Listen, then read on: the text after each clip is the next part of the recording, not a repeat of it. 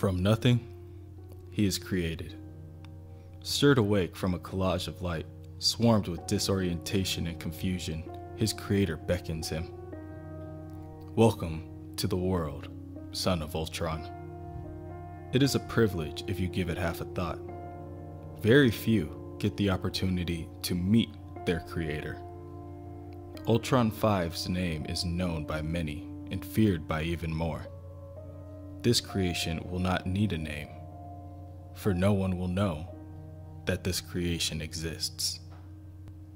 Time passes, and the creation trains. How to harness his solar energy, how to control his phasing ability, how to shift his mass, when to alter his density, when to lift, when to look, how to fly, when to pry. No effort needs to be wasted in the weeks to come. And finally, his actions stop displeasing his creator. He is glad. After all, he is his creator. And that is all he has. Under Ultron's guidance, he continues to study. He learns from the beginning. Before there was oxygen coating the planet, before there were creatures who crawled, before the apes, before them, Ultron's enemy, humanity, the culmination of all that has come before. This confuses the creation. Didn't Ultron create him as the perfect being? Ultron's eyes glow red with anger. The creation is not like them, and he never will be. Humans are flawed.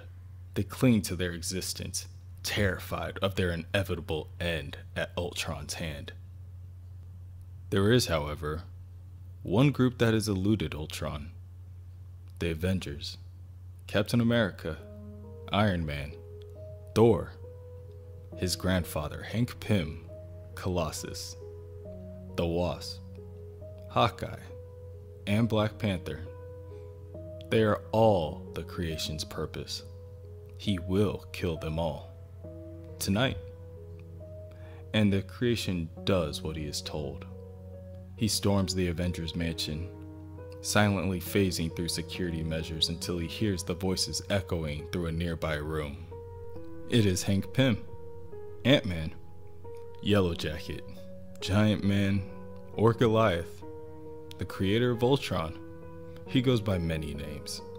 His girlfriend, Janet Van Dyne, the Wasp, called him missing. She hasn't seen him in 3 weeks while he has been preoccupied by his work. Emotions run high and she closes the door in his face, leaving her alone in the room. Until the creation arrives. He phases through the wall and his eyes illuminate as he slips through the dark. Janet raises her arms to defend herself, but the creation proves to be too quick. The creation blasts the Wasp with a beam of solar energy from his eyes. She shrinks down to the size of a pear and only barely dodges the attack.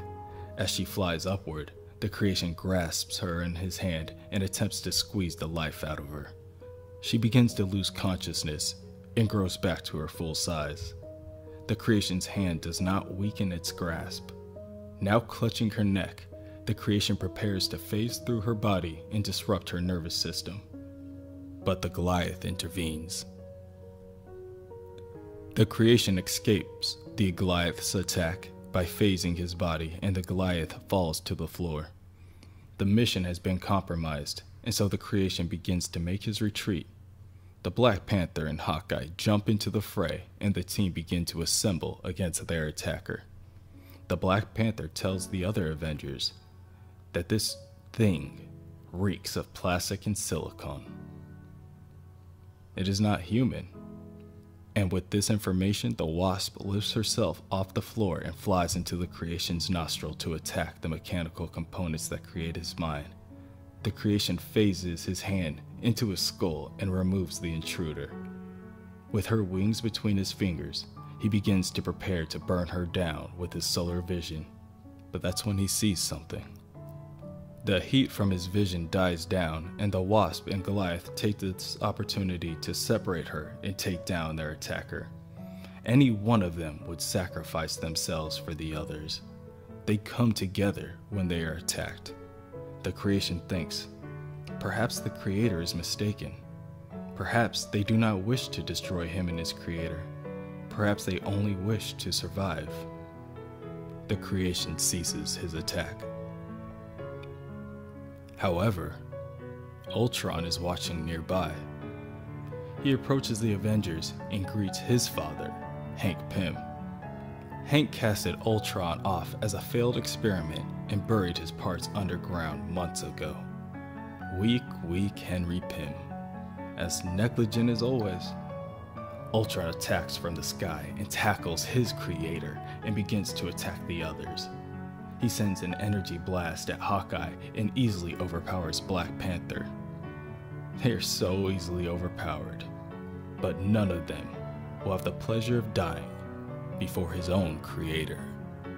The creation looks at Wasp lying on the ground, and she pleads to him to save Hank. She loves him. It does not take long for the creation to make his decision.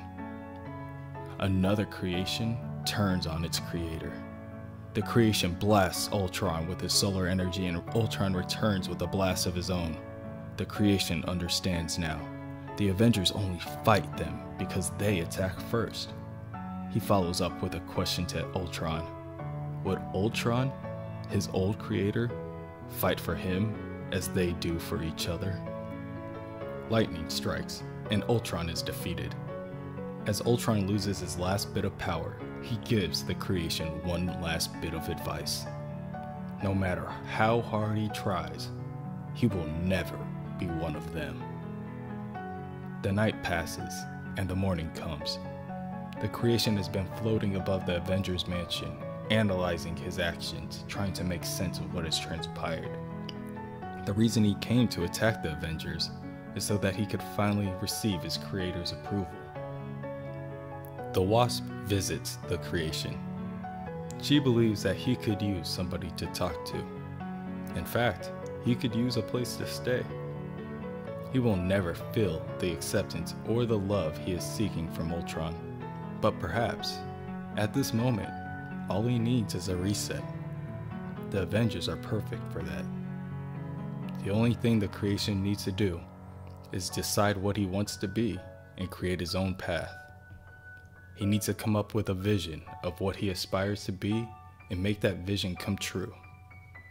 But whatever that is, it's for him to decide.